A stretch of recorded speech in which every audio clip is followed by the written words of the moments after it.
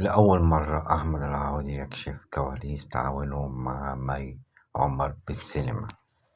تحدث الفنان أحمد العوضي عن تعاونه مع الفنانة مي عمر لأول مرة على شاشة السينما في فيلم بعنوان شمشون ودليلة، المقرر عرضه في خلال الفترة المقبلة.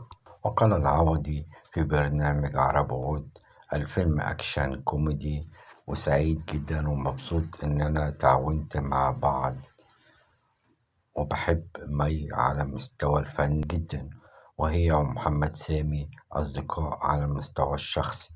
وكانت آخر مشاركة أحمد العوضي في دراما تلفزيونية بمسلسل فهد، وعرض ضمن موسم درامي رمضاني 2025 في السينما، وفيلم اسكندراني في عام 2024.